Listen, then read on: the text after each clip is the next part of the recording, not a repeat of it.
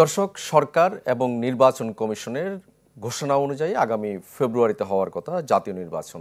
এই নির্বাচনের নানা হাওয়া এখন সারা দেশ জুড়ে। সেই নির্বাচন তৃণমূলে কতটা আমেজ এনেছে, বিশেষ করে পাহাড় থেকে সমতলে ভোটের কীরকম আমেজ, সেসব নিয়ে আজ আমরা ডায়মন্ড সিমেন্ট প্রসঙ্গ চট্টগ্রামের আজকের পর্বে আমরা আলোচনা করব। দর্শক, আমরা শুরুতে বলছিলাম যে পাহাড় থেকে সমতলে ভোটের হাওয়া কেমন, সেসব বিষয় নিয়ে আমরা আজ আপনাদেরকে জানানোর চেষ্টা করব। আমাদের সঙ্গে যুক্ত থাকবেন আমাদের সহকর্মীরা। আমরা শুরুতেই যেতে চাই সৈকতের শহর কক্সবাজারে। সেখানকার মানুষ ভোট নিয়ে কী ভাবছে বা আগামী নির্বাচনে কক্সবাজারে ভোটের সমীকরণ কী হবে, সেসব বিষয় নিয়ে আমরা জানতে চাই। আমাদের সঙ্গে যুক্ত হচ্ছেন সহকর্মী আজিম নিহাত। আজিম নিহাত, আপনি আমাকে শুনতে পাচ্ছেন? যে আমি শুরুতে বলছিলাম যে সমতল থেকে পাহাড়ে ভোটের যে হাওয়া, সৈকতের শহরে আসলে ভোটের আমেজ কেমন? এখানে আসলে সারা দেশের মতো কক্সবাজারও কোনো অংশে পিছিয়ে নেই। আমরা ইতিমধ্যে দেখতে পেয়েছি জামায়াতের পক্ষ থেকে কক্সবাজারের যে 4টি আসন রয়েছে, সেখানে 4টি আসনে তাদের প্রার্থী চূড়ান্ত করা হয়েছে এবং ইতিমধ্যে তারা প্রত্যেকের বাড়ি বাড়ি যাওয়ার চেষ্টা করছেন ভোটারদের। একইভাবে গত কয়েকদিন আগে বিএনপির পক্ষ থেকেও 4টি আসনের মধ্যে 3টি আসনে তারা প্রার্থী চূড়ান্ত করেছে। সেই প্রার্থীরা আমরা দেখতে পাচ্ছি দিন রাত তাদের অক্লান্ত পরিশ্রম করে যাচ্ছেন, ভোটারদের ধারে ধারে পৌঁছানোর চেষ্টা করছেন। তবে কক্সবাজারের 2 আসন, যেটি মহেশখালী কুতুবদিয়া, সেই আসনটিতে এখনো পর্যন্ত তারা কোনো প্রার্থী ঘোষণা করেনি। যদিও দলের পক্ষ থেকে বিভিন্নভাবে বিভিন্ন গুঞ্জন শোনা যাচ্ছে, সেখানে হয় বিএনপির প্রার্থী দিবে, অন্যথায় তাদের যে শরিক দল রয়েছে তাদের জন্য আসনটি রিজার্ভ রাখা হয়েছে বলে আমরা জানতে পেরেছি। তবে ভোটের মাঠে প্রার্থীরা যেমনভাবে দৌড়াচ্ছেন, তেমনিভাবে মানুষের মধ্যেও নানা ধরনের এই নির্বাচনকে ঘিরে নানা ধরনের আগ্রহ তৈরি হচ্ছে। তারাও নানা ধরনের কৌতূহলী হয়ে উঠছেন। অনেকেই বলছেন যে নির্বাচনটি হতে যাচ্ছে সেটি আজও ফেব্রুয়ারির কোন সময়তে হবে, যদিও এখন পর্যন্ত তফসিল ঘোষণা হয়নি, কিন্তু সরকারের তরফ থেকে জানানো হয়েছে নির্বাচন অনুষ্ঠিত হবে। সেই হিসেবে মানুষও আশাবাদী আসলে এই ফেব্রুয়ারিতে যে নির্বাচনের কথা বলা হচ্ছে সেটি যেন সঠিক সময়ে অনুষ্ঠিত হয়।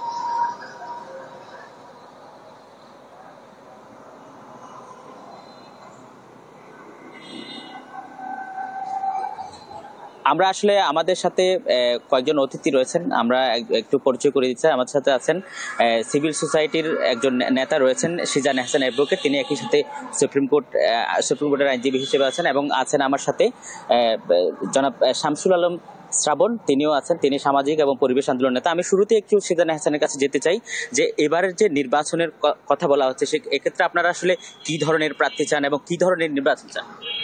প্রথমত আমরা যে ধরনের নেতৃত্বের আশা করছি সেটা হচ্ছে যে সৎ থাকবে, সাহসিকতা থাকবে, হচ্ছে যে অর্থনৈতিকভাবে স্বচ্ছ থাকবে, অর্থাৎ হচ্ছে যে ঋণখেলাপি থাকবে না, ঋণখেলাপি কোনো ব্যক্তি যাতে প্রার্থী হতে না পারে বা কোনো ধরনের আমাদের নেতা হতে না পারে সেটা থাকবে। আর আরেকটা বিষয় হচ্ছে যে যেটা সবচেয়ে বেশি ইম্পর্টেন্ট, কক্সবাজার ডেফিনেটলি একটা গুরুত্বপূর্ণ একটা জায়গা।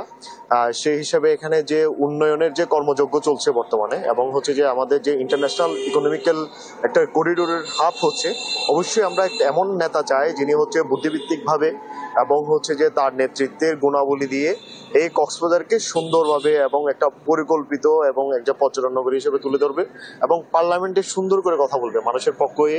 সবচেয়ে যেটা খুব বেশি ইম্পর্টেন্ট সেটা হচ্ছে যে আমার জনপদের যে সমস্যার কথাগুলো আছে সেটা বিগত সময়ে কখনো দেখি নাই যে একটু সুন্দর করে উপস্থাপন করার জন্য। আচ্ছা, ধন্যবাদ। আমরা আপনার কাছে আবারও আসবো। আমি একটু যেতে চাই শামসুল আলম শ্রাবণ, আপনার কাছেও একই ধরনের প্রশ্ন। যদি নির্বাচন হয় সেক্ষেত্রে আপনারা কি ধরনের প্রার্থী চান? ইতিমধ্যে আপনারা যে মূল যে 2 দল রয়েছে সেই 2 দলের প্রার্থী দেখতে পাচ্ছেন এবং অন্যান্য ছোট ছোট যে দলগুলো আছে তাদের প্রার্থীরাও সামনে আছে, যদিও এখন পর্যন্ত চূড়ান্ত করেনি। কেমন প্রার্থী এবং কেমন নির্বাচন চান? ধন্যবাদ জানাচ্ছি চ্যানেল 24-কে। আমি দেশে একটা জিনিস বলবো, আমাদের সারা বাংলাদেশের তুলনায় আমার কক্সবাজারটা একটু আলাদা টাইপের, যেটাকে আমি বলি যে আমাদের যে জলবায়ু সংকটাপন্ন এলাকা, এই আমাদের কক্সবাজার কিন্তু এর একটা বিশেষ। আরেকটা বিশেষ হচ্ছে আমরা সীমান্তবর্তী, আমাদের দেশের সাথে যে মায়ানমারের সীমান্তটা রয়েছে, এটাও খুব গুরুত্বপূর্ণ একটা বিষয়। সর্বোপরি আমি যেটা চাইবো সেটা হচ্ছে আমার কক্সবাজারকে আগামীতে যারা নেতৃত্ব দিতে আসবেন 4 জন এমপি হিসেবে, তাদের ভিতর আমি চাইবো যিনি জলবায়ু ন্যায্যতার দাবি আদায়ের জন্য কাজ করবে, এখানকার পরিবেশ পরিস্থিতি, সর্বোপরি আমার কক্সবাজার হচ্ছে পর্যটনের রাজধানী খ্যাত, এই পর্যটন বান্ধব যে সমস্ত কর্মযোগ্য আয়োজন করা দরকার, সেই সমস্ত দাবিগুলা গভর্নমেন্ট এবং বহির্বিশ্ব থেকে আদায় করে এই পর্যটন বান্ধব শহরকে আরো বেশি একটু সুন্দর, সুসমন্ডিত এবং পরিবেশ বান্ধব হিসেবে গড়ে তুলবেন। সেই সাথে যে সীমান্তবর্তী এলাকার যে মাদক চোরাচালানের যে একটা খুব বেশি আমাদের বেশি এই কক্সবাজারে হচ্ছে, সেগুলো বন্ধে ওনারা জোরালো ভূমিকা রাখবেন, তেমন একজন আমরা প্রার্থী চাই আমাদের কক্সবাজারের জন্য। আচ্ছা, আপনি বলছিলেন যে একজন প্রার্থী যে তার কক্সবাজারের পক্ষে অন্তত মানে সংসদে গিয়ে একটা জোরালোভাবে কথা বলবেন, কেমন কথা চান আসলে? আমরা চাচ্ছি হচ্ছে যে রাজনীতি হচ্ছে যে মানুষের জন্য, আর হচ্ছে যে মানুষের কথাগুলো সংসদে বলা উচিত। সামাজিক যে সাধারণত সংসদ কি কাজ হয়, আসলে সংসদে আইন তৈরি হয়, যে সামাজিক যে অসঙ্গতি যেগুলো আছে, সামাজিক যে কোয়েশন যেগুলো আছে, সেই কোয়েশন গুলো হচ্ছে যে আইন হিসেবে প্রণয়ন করতে হয়। সুতরাং একজন মানুষ যদি আইন কি, সমাজের কি অসঙ্গতি আছে সেটা যদি সংসদে তুলে ধরতে না পারেন, তাহলে তার ওই পার্লামেন্টে যাওয়ার তো সেই যোগ্যতা তার নেই। আমরা আসলে কথা বলছিলাম, আমার সাথে ছিলেন দুজন সামাজিক আন্দোলনের নেতা ছিলেন, তারা আসলে তাদের যে প্রত্যাশা সেটি তুলে ধরেছেন। তবে আমরাও চাই যে একটা অংশগ্রহণমূলক এবং সবার সাথে যে মানুষের মধ্যে যে উদ্দীপনা তৈরি হয়েছে, সেই উদ্দীপনা যেন শেষ পর্যন্ত থাকে। এই ছিল আমার কাছে এখান থেকে সর্বশেষ। আজিম নিহাত, আপনাকে অনেক ধন্যবাদ। আমরা সৈকতের শহরে মানুষের ভাবনা জানছিলাম আগামী নির্বাচন নিয়ে। আমরা এই মুহূর্তে যেতে চাই পাহাড়ে। আমাদের সঙ্গে রাঙ্গামাটি থেকে যুক্ত হচ্ছেন সহকর্মী জিয়াউল হক। জিয়া, আপনার সঙ্গে নিশ্চয়ই অতিথিরাও রয়েছেন, তাদের কাছ থেকেও আপনার মাধ্যমে আমরা জানতে চাই যে পাহাড়ে সামনে নির্বাচনে কেমন সমীকরণ হবে বা সেখানকার মানুষ ভোট নিয়ে কি ভাবছে। যেমনটি আসলে বলছিলেন বা পাহাড়ের ভোটের পরিবেশ, রাঙ্গামাটি যে আসন একটি মাত্র আসন, যেখানে প্রায় 5,09,012 জন ভোটার আসলে মুখিয়ে আছেন যে সামনে ত্রয়োদশ নির্বাচনে ভোট দেওয়ার জন্য। আমাদের এখানে 3 জন গেস্ট এসেছেন। আমার প্রথম ডানির রয়েছেন, উনি হচ্ছেন আনোয়ারুল হক, উনি প্রেস ক্লাবের সভাপতি। ওনার কাছে আসলে প্রথমেই জানতে চাইবো আসলে রাঙ্গামাটির ভোটের আমেজ কেমন, আসলে ভোটের ফ্যাক্টর আসলে কি কি কাজ করতে পারে বলে আপনি মনে করছেন? আসলে রাঙ্গামাটি পার্বত্য জেলায় আপনি যেভাবে বললেন যে রাঙ্গামাটি পার্বত্য জেলায় একটি মাত্র আসন, পুরো একটি জেলা মিলিয়ে একটি আসন, এবং এখানে বিপুল সংখ্যক ভোটার আছে। তবে বিগত 15 বছরে তারা সঠিকভাবে যেহেতু ভোট প্রয়োগ করতে পারেনি, তাদের ভোটাধিকার প্রয়োগ করতে পারেনি, এজন্য তারা নির্বাচনে ভোট দেওয়ার জন্য মুখিয়ে আছে। এবং ইতিমধ্যে আপনারা জানেন যে ইতিমধ্যে জামাতের যিনি প্রার্থী অ্যাডভোকেট মুক্তার আহমেদ, উনি গত 2-3 মাস যাবতই এখানে বিভিন্ন উপজেলায় এবং গ্রামে গঞ্জে গিয়ে ওনার নির্বাচনী প্রচারণা চালাচ্ছেন। এরপরে রিসেন্টলি আমরা দেখলাম যে বিএনপি থেকে ওনার 236 জন প্রার্থীর নাম ঘোষণা করার পর লাকিলি আমরা রাঙ্গামাটি থেকেও একজন প্রার্থী পেয়েছি, যিনি অ্যাডভোকেট দীপেন দেওয়ান। উনিও বিএনপির একজন অত্যন্ত স্বনামধন্য নেতা। ওনারা দুজনেই ইতিমধ্যে প্রচারণায় নেমেছেন। তবে রাঙ্গামাটি পার্বত্য জেলা সহ 3 পার্বত্য জেলায় ভোটের আমেজ আসার জন্য, এটা কিন্তু অন্য মানে আদার্স মানে 54 আউট অফ 64 ডিস্ট্রিক্ট, অন্য জেলাগুলোতে 61টি জেলায় নির্বাচনে আমেজ একরকম, পার্বত্য চট্টগ্রামের নির্বাচনের আমেজ আর এক রকম। যেহেতু এখানে নির্বাচনে অংশগ্রহণের জন্য অন্তত 2টি আঞ্চলিক দল আছে যারা সাধারণত নির্বাচনে অংশগ্রহণ করে থাকে। এবং আপনারা জানেন ইতিমধ্যে এখান থেকে একবার জনসংহতি সমিতির একজন প্রার্থী এমপি নির্বাচিত হয়েছিলেন, যে কারণে জনসংহতি সমিতি এবং ইউপিডিএফ 2টি আঞ্চলিক দলই এখানকার জন্য ফ্যাক্টর। তবে আমরা এখনো ওনাদের কোনো আওয়াজ দেখতে পাচ্ছি না, যেহেতু ওনাদেরকে দেখা যাচ্ছে না, সেই জন্য নির্বাচনী আমেজটা ওইভাবে আসতেছে না। আশা করা যায় ওনারা প্রার্থী ঘোষণা করলে আরো আমরা বেশি আমেজ দেখতে পাবো। ধন্যবাদ আপনাকে। আসলে আমার বামেই রয়েছেন যে সুজনের একজন প্রতিনিধি, যিনি জেলা কমিটির সদস্য কক্সি তালুকদার। আমরা তার সাথে কথা বলার চেষ্টা করবো। আসলে কেমন প্রার্থী বা কি ধরনের প্রার্থী হওয়া উচিত বলে মনে করেন আপনি, যদি একটু বলতেন। Thank you. মূলত বর্তমানে যে পরিস্থিতি, সেই পরিস্থিতির প্রেক্ষিতে একজন নারী হিসেবে আমি যেটা বলতে চাই, প্রথমে সৎ এবং স্বচ্ছ যিনি এবং জবাবদিহিতামূলক আচরণে বিশ্বাসী, আর বিশেষ করে পার্বত্য অঞ্চলে কিন্তু এখানে বিভিন্ন জনগোষ্ঠী রয়েছে, এখানে প্রান্তিক হতে শুরু করে বিভিন্ন আদিবাসী জনগোষ্ঠীও রয়েছে, সকলের সাথে সমান্তরালে চলতে পারবে। এবং এখানকার যে শাসন ব্যবস্থা, পার্বত্য অঞ্চলের শাসন ব্যবস্থা সম্পর্কে সবাই জানি, এবং বাইরে থেকে যারা আসে তারাও বুঝে শুনে নিশ্চয় আসেন, এবং বর্তমানে আমাদের যারা কন্টেস্ট করবেন তারা সেটাকে ব্যালেন্স করে চলতে পারবেন, এবং সর্বোপরি সম্প্রীতি এবং সহনশীল একটা পরিবেশের জন্য ওরা গুরুত্ব প্রদান করবেন, এবং এখানকার যে বিভিন্ন ক্লাইমেট চেঞ্জ ইস্যুগুলো হচ্ছে, ল্যান্ডস্লাইড গুলো হচ্ছে, ওগুলোতে তারা দুঃখ পাবেন, কাপ্তাই লেকে সবকিছুর জন্য ওরা সংগতি রেখে চলবেন। এ ধরনের একটা পরিবেশ আমরা চাচ্ছি। ধন্যবাদ। আসলে আমরা একজন কথা বলতে চাইবো যে যিনি রয়েছেন আমার ডানে, যিনি হচ্ছেন দুপ্রর সভাপতি রাঙ্গামাটি জেলা কমিটি। আসলে প্রার্থীদের আসলে যে ভোটের আগে তাদের যে তাদের সম্পদের হিসাব নিয়ে আসলে কিছু বলবেন কিনা? অবশ্যই।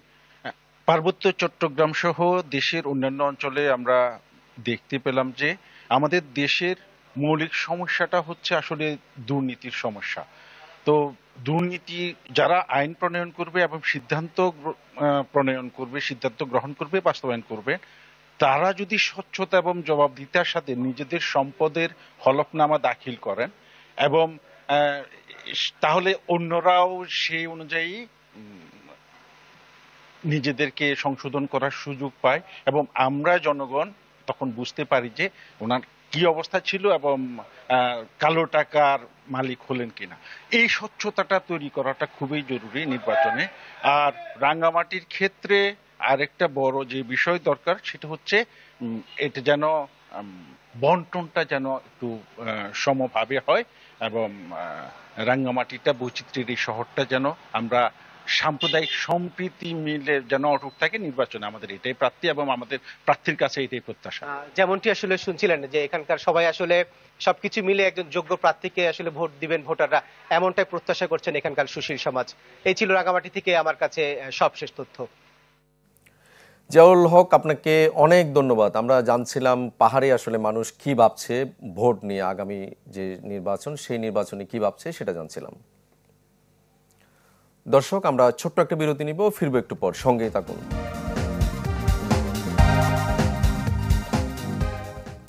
আবার স্বাগত ডায়মন্ড সিমেন্ট প্রসঙ্গ চট্টগ্রামে। দর্শক, আমরা আলোচনা করছিলাম ভোটের ভাবনা নিয়ে, ভোটের আমেজ নিয়ে। আমরা এই মুহূর্তে জানতে চাই চট্টগ্রামের মানুষের ভাবনা, কি ভাবছে তারা আগামী নির্বাচন নিয়ে। আমাদের সঙ্গে যুক্ত হচ্ছেন সহকর্মী ইভেন মির। ইভেন, নিশ্চয় আমাকে শুনতে পাচ্ছেন। সাধারণ মানুষ আগামী নির্বাচন নিয়ে কি ভাবছে বা ভোটের পরিবেশ কেমন হবে সেসব নিয়ে কি বলছে তারা?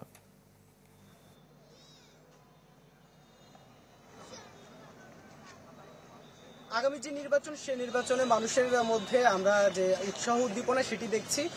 বিশেষ করে যারা নতুন ভোটার হয়েছে তাদের মধ্যে আসলে যে বাড়তি যে উদ্দীপনা সেটি রয়েছে। তারা বলছেন এবারের যেহেতু গতকালই একটি বিষয় আসলে নিশ্চিত হয়েছে, গণভোট এবং নির্বাচন একই দিনে হবে, সেই বিষয়টিও কিন্তু আসলে গণভোট ইস্যুটি যেহেতু একটি একেবারে নতুন ইস্যু, সেই জায়গায় তারা কিন্তু আসলে এই বিষয়টিও তাদের মধ্যে ভাবাচ্ছে। তারা যদিও অনেকেই আসলে বিষয়টি সম্পর্কে পুরোপুরি ধারণা রাখি না, তারপরও তারা আসলে যেহেতু জুলাই সনদ সবকিছু নিয়ে গণভোট, আর আমরা আসলে তাদের মুখ থেকেই শুনতে চাই আসলে আগামী নির্বাচন এবং গণভোট নিয়ে তারা কি ভাবছে।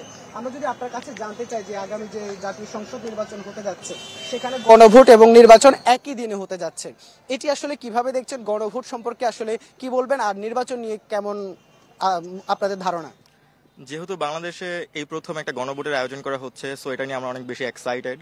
আরেকটা ব্যাপার হচ্ছে, যেহেতু বাংলাদেশে নির্বাচন যতগুলো রাজনৈতিক দল আছে তাদের মধ্যে একটা মতবাদের সংকট রয়েছে, সো তার জন্য দরকার এখন স্বচ্ছতা, স্বাধীন নির্বাচন কমিশন এবং একটা নির্ভরযোগ্য ভোট ব্যবস্থা, এবং তার মধ্য দিয়েই জনগণের আস্থা ফিরে আসবে। আমরা যদি আপনার কাছে জানতে চাই আসলে যে প্রার্থীরা প্রতিশ্রুতি দিবে, সে প্রার্থীরা আসলে কতটুকু প্রতিশ্রুতি রক্ষা করেছে অতীতে, আগামী নির্বাচন নিয়ে প্রার্থীদের কাছে কি প্রত্যাশা থাকবে আপনার? সবাই আসলে নির্বাচনের আগে বলে যে আমি এটা করব সেটা করব, বাট আসলে সবকিছু হয়ে ওঠে না, ইয়ার মানে করতে পারে না। আমরা চাই যে পরবর্তী যাতে করতে পারে সেটা। ধন্যবাদ। আমরা শুনছিলাম আসলে আমরা কয়েকজন তরুণ ভোটারও আছে, আমরা তাদের কাছে যদি একটু জানতে চাই যে এই যে ভোট, সে ভোট নিয়ে কেমন উচ্ছ্বাস কাজ করছে প্রথমবারের মতো ভোট দেয়া। আসলে যখন থেকে আমরা ভোটার হয়েছি তখন থেকেই তো মূলত ভোট দেওয়ার একটা আগ্রহ আকাঙ্ক্ষা ছিল, কিন্তু ফ্যাসিস্ট আমলে আমরা হয়েছে কি ওই ভোট দেওয়ার স্বাধীনতা পাই নাই, যার কারণে আসলে ভোট নিয়ে আমাদের একটা আগ্রহ অনেক আগে থেকেই আছে। বাট এবার যেহেতু আমরা ভোট দিতে পারবো সেটার জন্য আমাদের থেকে অনেক খুশিও লাগতেছে। আর যেহেতু এবার ঘোষণা হয়েছে গণভোট এবং জাতীয় নির্বাচন একসাথে একই দিনে হবে, সেটাও মোটামুটি এক্সাইটেড। বাট আমরা তো আমাদের মানে জীবনে তো কখনো গণভোট বা এই বিষয়টা দেখিনি কখনো, যেহেতু হচ্ছে তাও একটা এক্সাইটেড আছে। যাই হোক, আশা করি ভালো কিছু হবে। এই আমরা আরো একজন তরুণ ভোটারের সাথে যদি একটু কথা বলি, যে যে যে দলগুলো আসলে নির্বাচনে লড়াই করবে তাদের কাছে আপনাদের আসলে তরুণ ভোটার হিসেবে কি প্রত্যাশা? বিগত সময়ে দেখেছিলাম যে ভোটের আগে তাদের প্রতিশ্রুতি তারা দিত, কিন্তু ভোটের পর সেই যথাযথ প্রতিশ্রুতি পালন হতো না। তাই আমাদের রিকোয়েস্ট থাকবে, আমাদের যে আবদারটা থাকবে তাদের প্রতি, যে তাদের প্রতিশ্রুতিগুলো যাতে ঠিক থাকে। আমরা তাদের প্রতিশ্রুতিগুলো দেখে আমরা তাদেরকে ভোট দিব এবং আমরা আমাদের অধিকারটা আদায় চাই তাদের। আমরা আরেকজন দেখছি, আপনি তো আগেও ভোট নিশ্চয় দিয়েছেন, আপনার বয়স বলে দিচ্ছে। সেই জায়গায় এবারের ভোট আপনার কাছে কেমন মনে হচ্ছে? আপনার জায়গা থেকে আপনার প্রত্যাশা কেমন? এবারে ভোটটা গত 16 বছর ভোট না দেওয়ার আকাঙ্ক্ষা আর গণভোট একসাথে হওয়ার কারণে বর্তমান সরকারে যারা আছেন তাদেরকে ধন্যবাদ। যত তাড়াতাড়ি ভোট হয় দেশের জন্য মঙ্গল, জাতির জন্য মঙ্গল। আমরা নতুন প্রজন্মের জন্য কি রাখি যাচ্ছি? হ্যাঁ, একটা সুন্দর ভোট অতি প্রয়োজন, তাড়াতাড়ি প্রয়োজন। যত দ্রুত ভোট হবে এত এই জায়গায় পরামর্শ যেটি বলছেন যে আসলে একটি সুন্দর ভোট আগামী প্রজন্মের জন্য কি রেখে যাচ্ছি, দলগুলোর কাছে কি প্রত্যাশা থাকবে? দলগুলোর প্রত্যাশা, গত 16 বছর যারা যুদ্ধ করেছেন, লড়াই করেছেন, আন্দোলন সংগ্রাম করেছেন, তারা আমি মনে করি এক প্ল্যাটফর্মে আইসা সবাই জোর গলা দেশের স্বার্থে নির্বাচনের জরুরি প্রয়োজন। দেশের সাথে যারা নির্বাচন চায় না তারা দেশের শত্রু, যারা দেশের মঙ্গল চায় না তারা দেশ বিশৃঙ্খলার দিকে যাচ্ছে। দ্রুত তাড়াতাড়ি নির্বাচনের প্রয়োজন, তারা এক প্ল্যাটফর্মে আইসা দ্রুত নির্বাচনটা প্রয়োজন, আগে যে দলের ক্ষমতা আসুক। ধন্যবাদ। আসলে আমরা শুনছিলাম এভাবেই আসলে কিন্তু যারা সাধারণ ভোটার আছেন, সাধারণ মানুষ আছেন, তাদের নানান জনের নানান যে প্রত্যাশা সেটি তারা আসলে ব্যক্ত করছেন। তো এই ছিল আসলে চট্টগ্রামের ভোটারদের যে মনোভাব।